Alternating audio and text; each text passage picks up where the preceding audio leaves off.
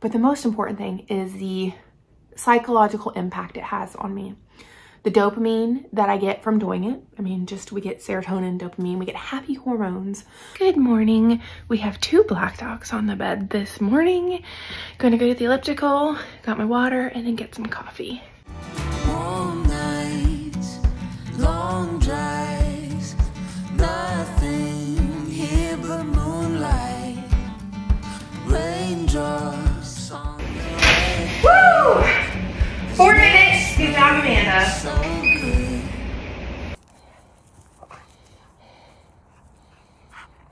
good. So I washed our shoes last night. Look what they look like now. Because I walked us through that with the dog buggy. Everybody wants a piece of me. I'm a lonesome man making history. They say we're all just raindrops in a stream. There ain't nobody gathered around the tree except the game is rigged. I am the referee. I swear the Browns said it best. It is not easy being green.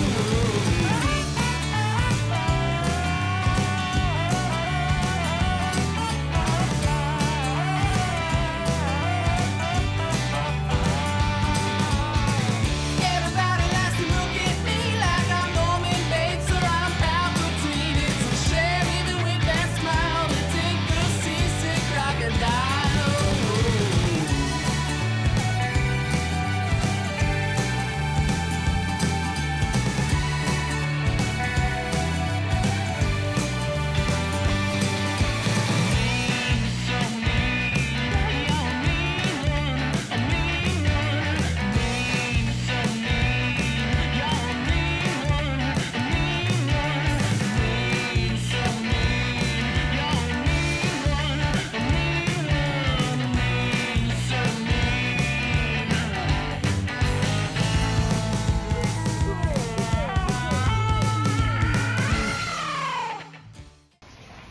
Post-workout, having a coconut LaCroix, that was rough.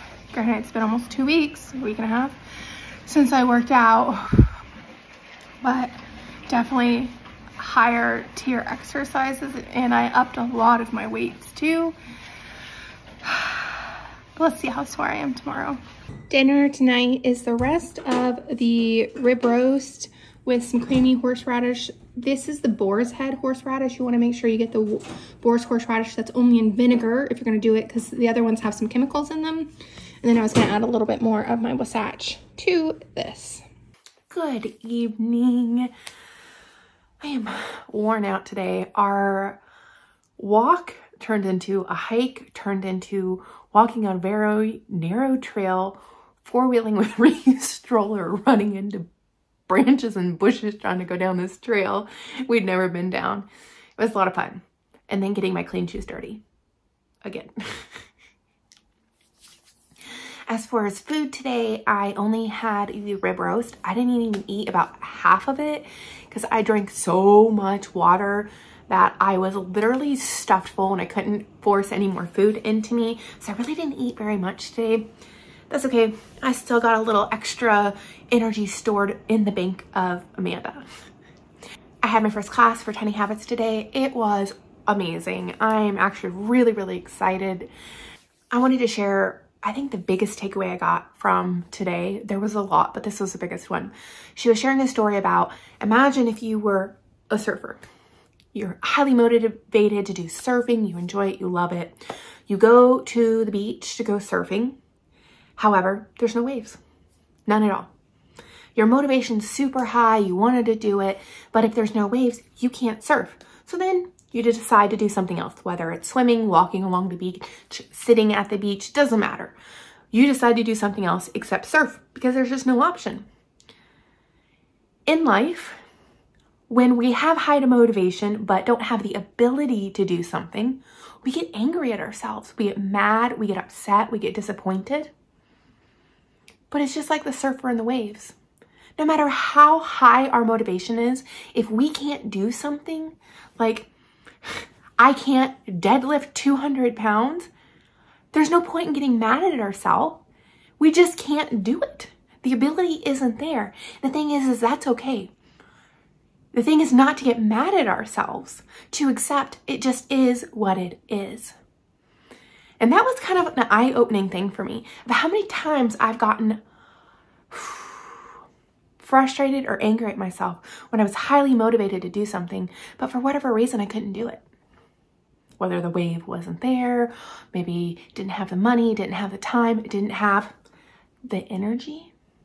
I can't tell you how many times I've beaten myself up, especially when I have been injured or sick, that I haven't worked out. And I've gotten so mad at myself and beat myself up that I didn't do it, that I couldn't do it, right? Had the motivation, didn't have the ability. But it's the same thing. Surfer in the wave. Wave not there, you can't do it. Doesn't matter how high your motivation is. And that was a huge takeaway for me. No matter where my level of motivation is, my ability to do something really does matter. They play together. And I wanted to share that with you guys. I was kind of just like, that's such a good way of articulating that. It doesn't matter how much we want to do something if we can't do it.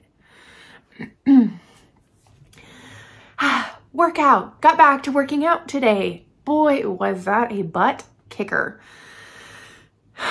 Difficult, hard.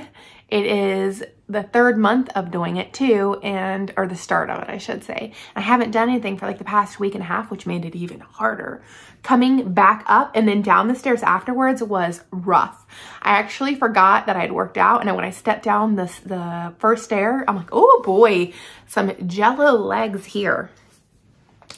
I think it's actually really important that we take the time, specifically me, to ensure that I'm doing something to help strengthen my body.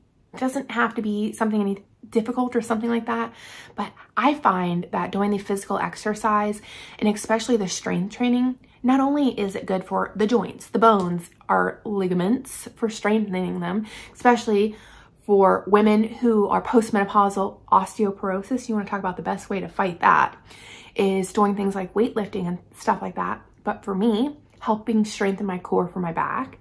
But the most important thing is the psychological impact it has on me.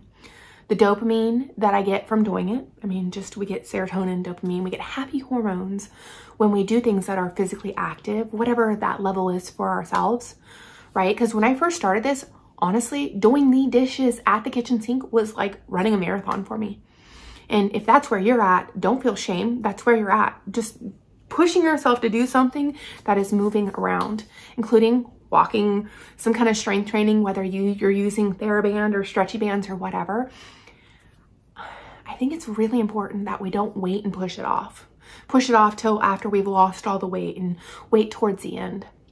And I say this probably from a physical therapy standpoint, but also a psychological standpoint of seeing the benefit that it's had on me mentally doing it. I feel like since I've been doing it, I'm willing to take on harder things. I'm willing to face more difficult things. And it's creating a strength, a mental strength, a mental fortitude in myself that I did not have previously. And I think that's actually the biggest thing with losing weight and trying to get healthy is having mental fortitude, developing it. I used to be pushed left and right so quickly, so easily by the slightest emotional upset, and developing that mental strength to maintaining that mental fortitude to sustain the waves of emotion, knowing that it's temporary. It's just temporary.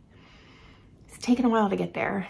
And I can't say I will always stay here, but that's my goal. And I can really tell you it's been from being physically active to what I can tolerate, of course. Yeah, so off my soapbox, I am doing really, really, really well. Finally, obviously my back and stuff not hurting anymore where I strained the muscle. Sick-wise, I am well past that. I haven't had any dizzy spells. So I think I'm on the other side of this, which I'm really, really glad for. I was starting to get a little, not depressed, just kind of down about it. And now I'm not. I'm looking forward to so much for spring. I've actually been looking up different hikes, and today I had to push up Ryu and the buggy, which is like 55 pounds, up some hills. I'm like, I gotta practice this because there is an, it's like 6 miles, no, 5.5 miles one way uphill that I want to take her because it's a wide road. It's gravel, but she can't walk that far, that I want to push her up. I think she would love to do it. She enjoyed today's walk. I think we went like 4.5 miles. My watch was being very weird and tracking things very incorrectly. The mile marker that I know is always a mile, it said we walked half a mile. So I'm hoping my watch is not kicking the bucket, but it's an old watch. Like it's a, I don't even know what generation Apple Watch is, but it's like a 3rd generation Apple Watch. So that sucker is like 5 or 6 years old at least. Because Scott and I, it's 9-year anniversary is this year. We've been together about 10 years. I think we got it 2 years in, so almost 8 years old, 7 or 8 years old that thing is. Yeah, I would be curious if anybody else uses anything other than a Apple Watch or anything to track their distance. I use it mostly for Ryu, so to ensure that I get close to a mile with her walk and kind of watch her physically. It's honestly the biggest reason I use it, but also sometimes I'm just curious how far we've walked. All right, y'all, I am very tired. I am going to go crawl into bed and go to sleep and hopefully have good dreams for tomorrow. I appreciate you so very much. I hope you have an amazing day today. If you haven't, go out and do something. If you have time for like a lunch break or like a 10-15 minute break at work, go outside and walk a little bit. I'm telling you, y'all, the sun is just so important to get out, get some sun, get some happiness rays, we're gonna call it. Get out and do that. I promise you'll feel a little bit better if you do. Anywho, I shall talk to you tomorrow. Bye.